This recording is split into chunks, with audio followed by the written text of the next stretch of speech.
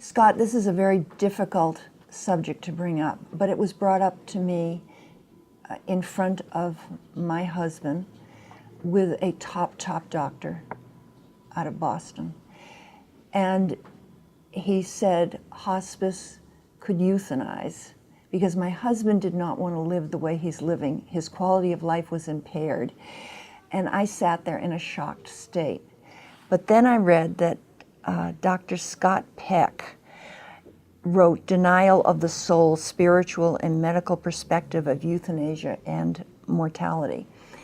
And in the book, he said that we are denying ourselves our life if we euthanize, and that we should go through the whole experience of birth to death, and that death is its own process.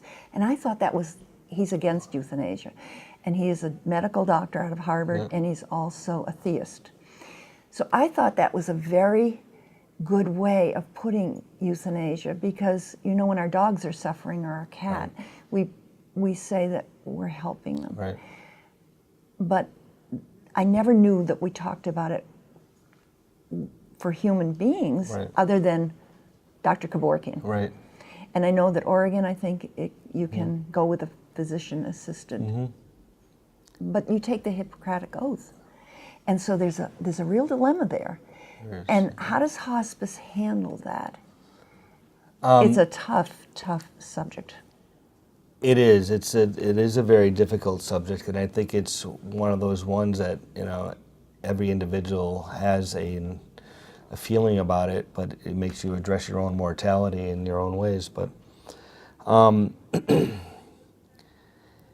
the theory, I mean, I really like what this doctor presented on its philosophy, because end of life is, and the dying process is a process of life, and it shouldn't be regarded any different than childbirth, or just as important as childbirth. So it is its own process, and it's an amazing process.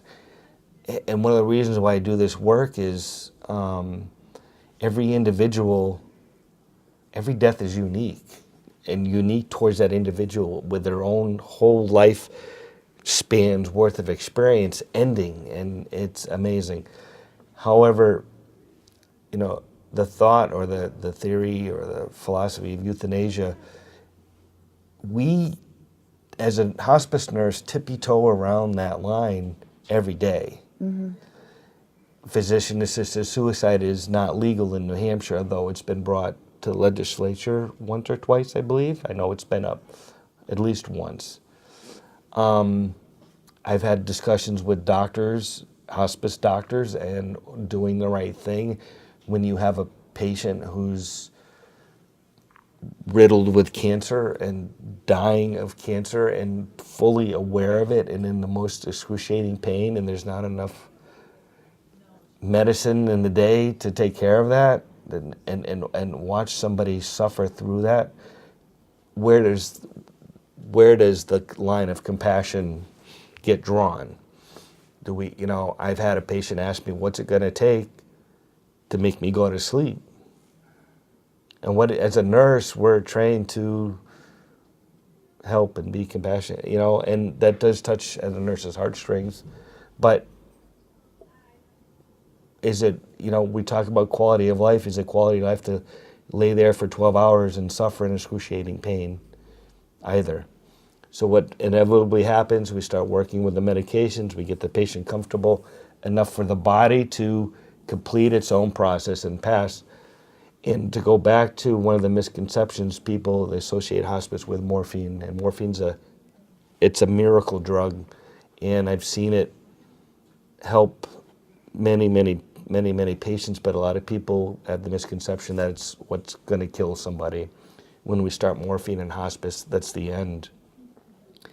And typically it's always the end. Somebody's dying, and we use morphine so they can be comfortable and let the body do what they want.